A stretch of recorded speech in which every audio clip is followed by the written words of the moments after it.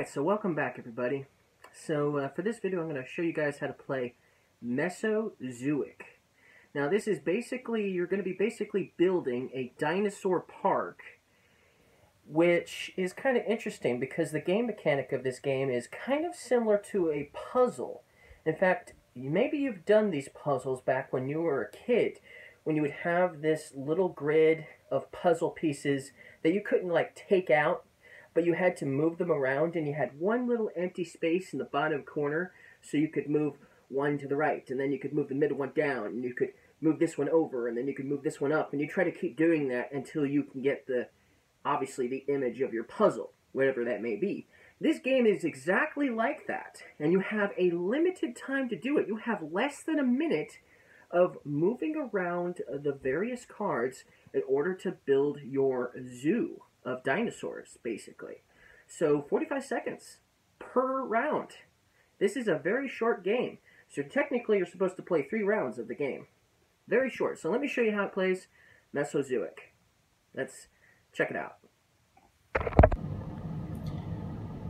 Alright, so here we go. So first of all, let's talk about the simple setup of the game. So if it's your first time playing, or if you just want to play the easiest rules, you're going to play with these cards here with the eggs on them, okay? You're definitely going to play with them, unless you're doing a practice round or something. You'll definitely play with those eggs. Now, one of the cards in this game are these with the, basically the Tyrannosaurus Rex fossil here. So if you are playing with if you want to play with the advanced cards, you will play with these. These are advanced cards here. Now, not all of these in here are the advanced cards, but you're going to be playing with the advanced cards instead of these cards here, okay? So if you want to play with the advanced cards, you can't play with these, and obviously, if you want to play with these, you can't play with these. Now, these cards here aren't very much different from the cards that each player starts with. Each player is going to basically get one of these guys, which is, I think, sort of like either a curator or a zoo director or something like that, or lead keeper, something like that. Each person's going to get one of these. And then you'll notice that there's an icon on the bottom of this particular zoo staff member here. An icon with a dinosaur on it. Looks like a Triceratops. You'll notice this one here, she's got, you know, some sort of pterodactyl or something like that. So each of these characters, and there's 6 in total because you can play a 6-player game up to 6 players, each of these characters here have 11 additional cards that are part of this set. And those 11 cards will all get mixed together. So if you're playing a 2-player game, this 11 cards, not including this, not including the zoologist here, and the 11 cards that go with this zookeeper here, they will be shuffled together. So each player is basically going to start with this face up in front of them, but they're not going to go into the deck of cards here. But the cards with those icons that go with each of the corresponding zoologists here, they will go into this deck of cards. Obviously not that, because they're not playing with the neutral cards, but they're all going to go together, and they're going to get mixed up together, okay? So you might not necessarily always get the same exact icons, but these icons here, they have a lot of similarities to the other ones. So, you know, like, for instance, here we have this dinosaur-looking thing, Triceratops. Once again, we have another one with this bird aviary thing with the Triceratops. But pretty much everything's going to look the same except for the advanced cards. They will mostly be different from the rest. And so if you were playing with the eggs instead of the advanced cards, the eggs would look just like these, basically. They would have the same similarities to these. Okay? So you're not really missing out on anything if you are playing with the advanced cards rather than, obviously, the eggs, the ones that you usually start with in a normal game. So that's what you're going to do. You're going to mix up all these cards together.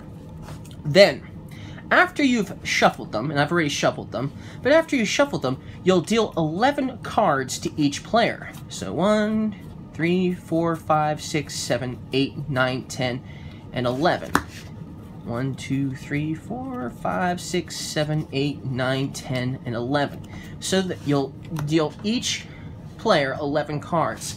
The rest of these cards will be set aside. You'll be playing with these later, for sure. But for now, they'll just be set aside. Now, even though each player is dealt 11 cards, you're actually not necessarily going to get to keep all 11 of these cards. You will, at the end of this, sort of like drafting phase almost, you will have 11 cards at the end of it. But you're going to look at your 11 cards, and you're going to choose 2 to keep. So you're going to look at all of them, you're going to choose 2 to keep, and then after you choose your 2, you will pass this to the next player. So then the other player will get these, and then obviously if that player, so let's just say for the point of argument, I took 2 from here, these would be mine to keep. Then I'd hand over that to the next player. This player here is looking at their cards, they choose 2 to keep, and then they hand this to me while they have this. Then I'll look at the cards they were looking at and add 2 more from here to my basically puzzle here, if you will, or to my zoo that I want in my zoo. And this will continue until there's only 1 card left, because there is 11 after all. And then once you get to the 11th, you just get stuck with whatever's left over. So after you've done that, then obviously the fun begins, because then you'll shuffle the 11 cards after you've done it. You're not even going to get to like set them up the way you want, but you're going to basically take the 11 cards. Now let's just say we did that. We already went ahead and took 2 each that we wanted in the zoo. So even though technically I didn't really look at these, we're just going to go ahead and say these are the 11 I chose. Now, one thing to note is when you are looking at the cards to choose, if you've already gotten some you've chosen, you can re-look at them again. So that way to help you decide which cards you want to take next. So you are allowed to look at cards you previously took. So that is something to note. But let's just say for the point of argument that these were the 11 I chose. After you do so, you're going to actually shuffle these. So you have to shuffle them again, okay? Because this is going to be laid out sort of randomly. So you're going to want to shuffle them again. And then you're going to set them up. So let's go ahead and get set up here as if we were just about ready to play. So you'll do a grid 4x4, basically. Starting from the top, okay? And then, obviously, you're going to come down to a point when you only have 3, and that's fine, because just like in those original puzzles, there was always one little spot that was empty, right? That's exactly how it is in this game, okay? Then, at the same time, all players will be doing this simultaneously.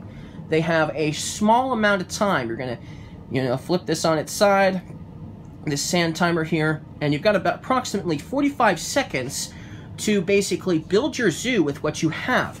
Doing the old sliding rule, if you were actually playing one of those old time puzzles, you'll be doing a lot of sliding cards around, trying to build the zoo how you want it. And you have 45 seconds to do so. So you don't have a lot of time to basically try to build your park, your zoo. And because this is such a fast and action-packed game, because you only have 45 seconds to build your zoo, you have a total of 3 rounds. So if you don't do so well in the first round, don't worry. You've got 2 more rounds to score points. So you won't necessarily lose the game if you did horribly the first time you played a round, okay? Now, obviously, there's ways to score points, and, there's 2 sides to this card here that tell you how to score points with the individual stuff that we have here, okay? So, now, let's pretend, I will get back, I'll be right back. I'm going to go ahead and take these back, though, first. And I am going to choose the cards that I would like for this explanation. So I'm going to go and obviously look at her cards and look at these cards and take 2 for them, etc., etc. So I'm going to do that, and within a few seconds we'll be back ready to show you the next phase of the game.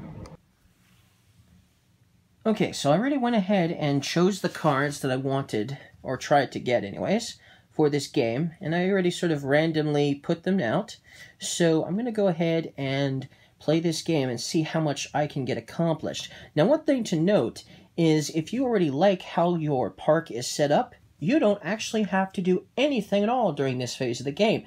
You can watch the other players try to build the best zoo. If you think you have the best zoo right now as is, so if I liked how this lays out right now, I could do absolutely nothing, and that would be perfectly fine.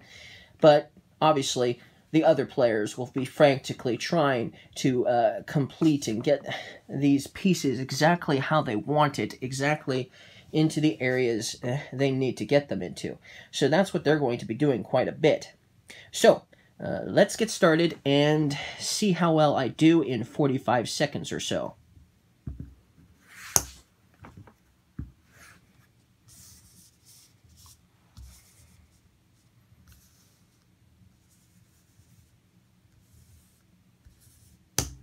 Whoops.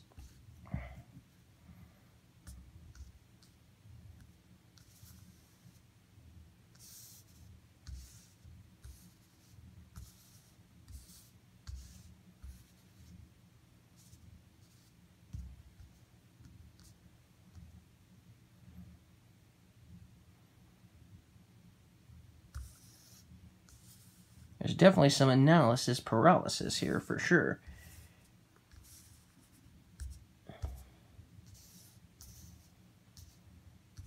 Oh, and that's it. So my time is up. So that's basically how you would play this game. Just like that. I mean, I might have accidentally used two hands at one spot, but that's hard to do in this game when you have the timer so close, knocking it over. So this is how my zoo would look then. So you would just be stuck with what you have. Okay? So, actually, I don't think I did too horribly either. I definitely have some points here for sure. So then, you'll notice that there's still a free spot available. Your free spot is actually where your zoologist, curator, zookeeper, whatever you want to call him, is going to, or her, is going to go. So they're going to go there. Now, he actually has an additional effect. He can give me extra points. Because you'll see there's this Jeep here next to him. And Jeeps, if they're next to certain types of attractions, are going to score you points. What kinds of attractions are those? Well, it would have to be this kind of attraction right here. If there was a maintenance truck, this, as in this, right next to this, I would score some points. But obviously, there isn't a maintenance truck anywhere surrounding, or should I say anywhere here or here. So that obviously isn't going to work.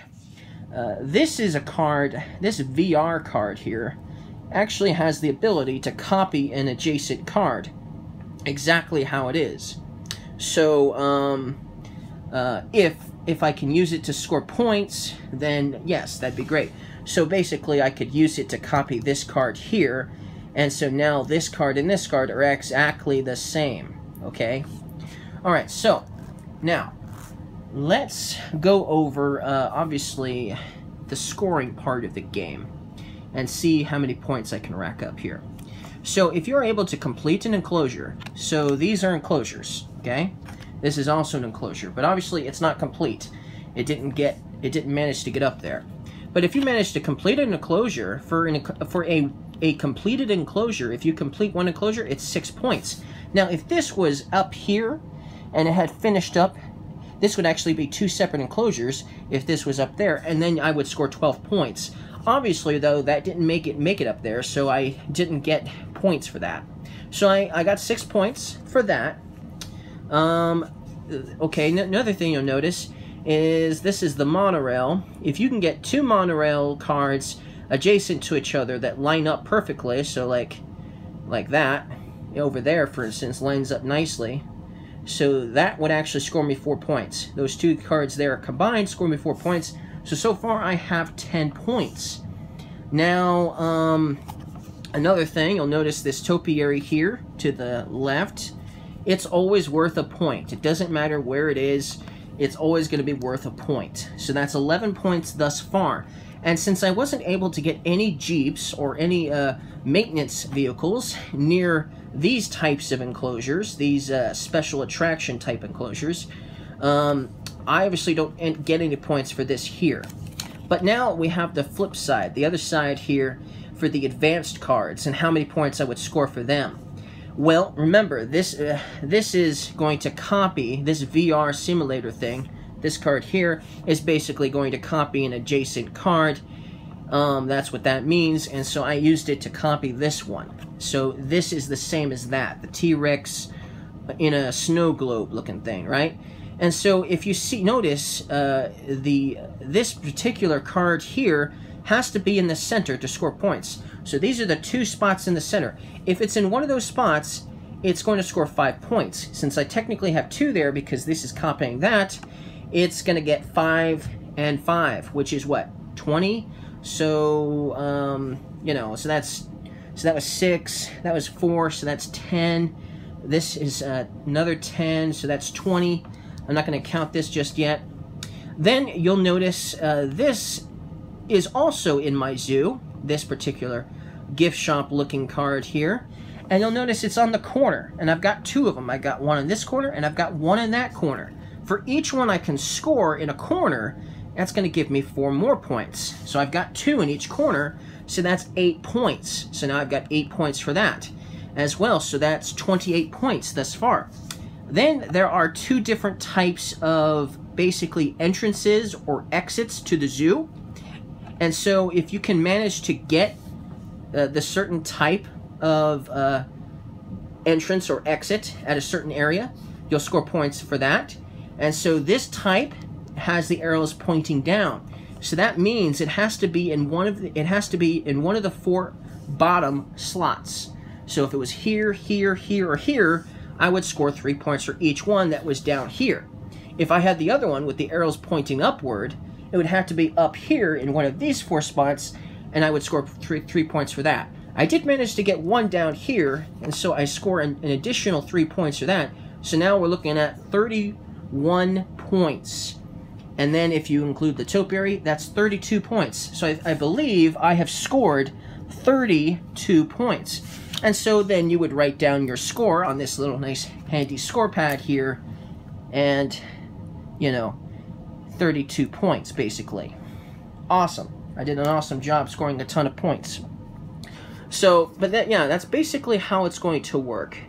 How you're going to score points. You'll do 3 rounds and then add up your totals, and whoever has the highest score is going to be the winner of the game. And that's the game. That's how you play. It's as simple as that.